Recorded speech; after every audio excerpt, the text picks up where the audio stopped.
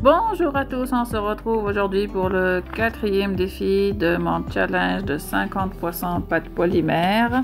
Donc je vous rappelle que le challenge est de créer vraiment 50 poissons tous différents des uns et des autres et qui soient originaux.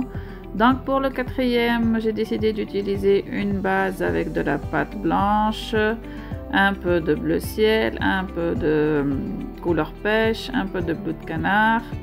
Et donc là, je vais coller ma base sur le petit carré en bois avec de l'adhésif pour pâte polymère.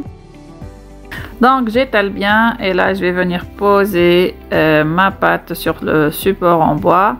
Je vais venir lisser avec un rouleau pour enlever toutes les bulles d'air et je vais venir couper l'excédent de pâte avec ma lame plate.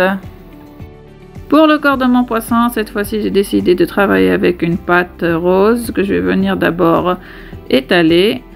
Pour le corps, je vais couper avec un emporte-pièce en forme de goutte et aussi un deuxième morceau avec un emporte-pièce en forme de goutte plus petit, mais juste au niveau de la pointe pour faire la queue. Donc là, je vais venir poser le corps de mon poisson sur le support. Voilà. Et je vais venir aussi rattacher la queue en essayant de former mon petit triangle pour qu'il soit proportionnel au corps. Donc je rattache les deux morceaux pour former le corps de mon poisson. Donc le résultat donne ceci. Je reprends la pâte rose et je vais couper des petites fleurs avec un emporte-pièce. Donc ça ressemble à des petites pâquerettes. Donc je vais en couper plusieurs comme ceci.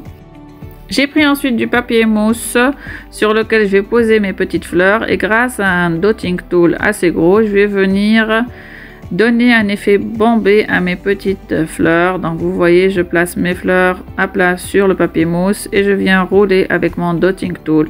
Donc grâce à ça, mes fleurs deviennent un peu plus saillantes et donne un résultat plus joli. J'étale un peu d'adhésif sur mon petit poisson pour que mes fleurs adhèrent plus facilement.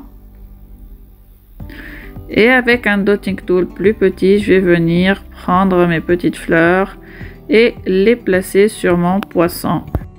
Donc comme vous voyez avec mes doigts, j'essaye de former un peu plus mes petites fleurs pour qu'elles donnent un effet un peu plus refermé sur elles-mêmes et je les place côte à côte sur mon poisson jusqu'à remplir tout le corps de celui-ci. Je prends ensuite de la pâte jaune pour faire le centre de mes fleurs. Donc avec un petit emporte-pièce circulaire, je fais plein de petits points. La grosse erreur que j'ai fait, c'est que je n'ai pas réalisé que le jaune que j'utilise est un jaune transparent de la marque Cernit et donc il ne va pas garder son effet aussi opaque et aussi joli après cuisson. Ça va devenir un peu plus terne et ça va donner un effet translucide, donc le résultat ne sera pas aussi contrasté que ce que vous voyez sur la photo. J'ai pris ensuite du vert iridescent pour faire les petites feuilles dans mon bouquet de fleurs. Donc je prends chaque petit morceau de pâte et je le forme comme une goutte et je le viens placer là où il me semble avoir un espacement entre les petites fleurs pour combler justement ce vide. Je trouve que cela donne un effet plus printanier à mon poisson et que les feuilles contrastent bien avec les fleurs.